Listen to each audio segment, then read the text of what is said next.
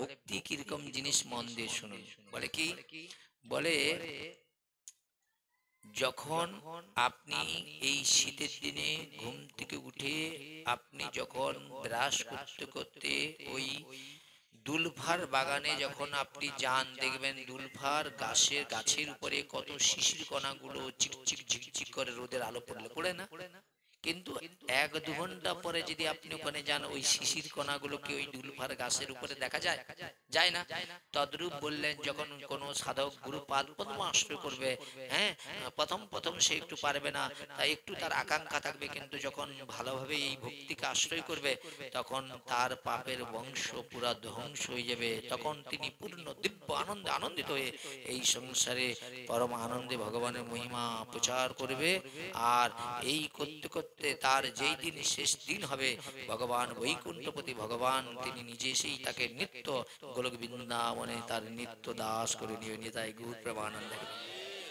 কিন্তু ভাগবতে বলা, এই গীতাতে বলা রয়েছে, যদি কোনো ব্যক্তি এই ভগবানের মহিমা কীর্তন করতে করতে যদি তার অর্থতে আসক্তি এসে যায়, তাহলে জীবনে ভগবানের কাছে ফিরে যেতে কখনো পারবে না। এবং বলি চরিত্রে বলা রয়েছে, প্রয়োজন মতো নিলে, বৃত্তি নিলে, মানে টাকা পয়সা নিলে প্রয়োজনে, তাতে কোনো পাপ হবে না। প্রয়োজনের অধিক নিলেই পাপ। বুঝেছেন? অধিক পাপ, প্রয়োজন নিলে কোনো পাপ নাই। তাহলে এখনো এই ভারতবর্ষের ভূমিতে এই যুগে, এই কলিযুগে স্থান কাল ব্যক্তিগত স্বভাব সব কলুষিত হয়ে গেলে এখনো পর্যন্ত এই ভারতবর্ষের মাটিতে এমন বড় বড় সাধক আছে যাদের কৃপাতে আপনি আমি সবাই ভালো রয়েছি। যেদিন এই রকম সাধকরা না থাকবে, কলি ইষ্টে বিষ্টে আমাকে আমাকে নাচাবে, মানে দিনের বেলায় মনে করবেন রাত্রি। বুঝেছেন? এই জন্য ভক্তিকে আশ্রয় করুন। আপনাদের সবাই চরণকে কমলে প্রার্থনা করছি, ভক্তি ছাড়া ভগবত প্রাপ্তির কোনো উপায় হবে না।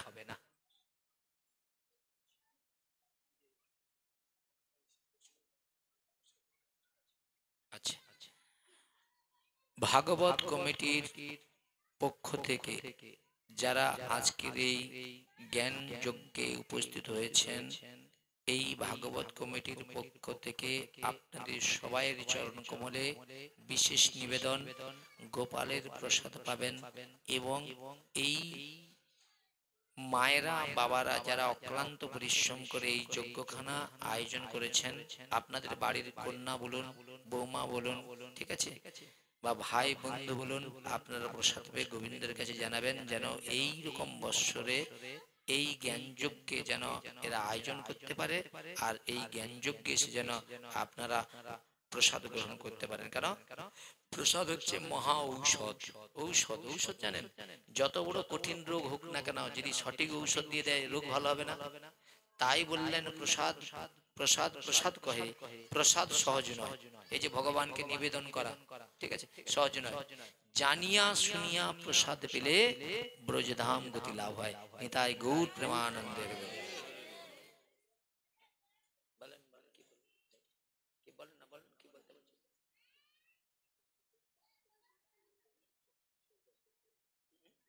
না, ওটা বলা উচিত হবে না, এটা এটা ভুল হয়ে যাচ্ছে, এটা বলা যাবে না, এটা মাইকে কখনো বলে না। সেটা ওটা বলা যাবে না। ভেবে চিন্তে ওটা এই যে যারা নিতে চাইবে তাদের বলবে যে সবাই করে পারলে এটা এখানে মাইকে বলবেন না, এটা চোখ কুটো হবে।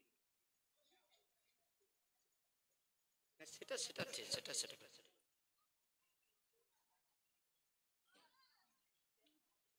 আচ্ছা আচ্ছা আচ্ছা, সেটা ঠিক আছে, সেটা করে দেবো। শুনে আরেকটা কথা বলি, আমার কথা শুনুন। আপনি ওখানে প্রসাদ যখন হয়ে গেছে, একজন বৈষ্ণবকে দিয়ে প্রসাদটা ওখানে শুরু করুন, আর আমি পাঠ চালাই, এটা একটু হালকা হোক, বুঝেছেন? একসঙ্গে সব বসে গেলে না, আমি এক্ষুনি বিশ্রাম করে দিলে না, আপনাকে আর খুঁজে পাওয়া যায়। কথা বলছি বুঝতে পারছেন? সব আছে। আগে ওইটা ঠিক করো, ওইটা রেডি করে দাও, ওটা রেডি করে দাও, আমি ঠিক জায়গায় করে দেবো। আমার ওটা রেডি আছে, আমি জানি কোন জায়গায় কি করতে আমার জানা আছে, বুঝেছেন? 8টা বাজে আপনি পাশে শুরু করে দিন। আমাদের এই যে মায়েরা রয়েছেন, যারা যারা এই যে অনুষ্ঠানটা আয়োজন করেছেন, আমাদের ভগবানের তো ভোগ নিবেদন হয়ে গিয়েছে। আচ্ছা, একজন বৈষ্ণবকে দিয়ে প্রসাদটা শুরু করে দিন। আর যারা দূর দূরান্ত থেকে আসছে তারা তো রাত্রি 10টা পর্যন্ত অপেক্ষা করতে পারবে না, আর ওরা প্রসাদ না পেয়ে চলে গেলেও আপনাদের অকল্যাণ হয়ে যাবে। তাই প্রসাদটা দেওয়া শুরু করে দিন, যেখানে জায়গা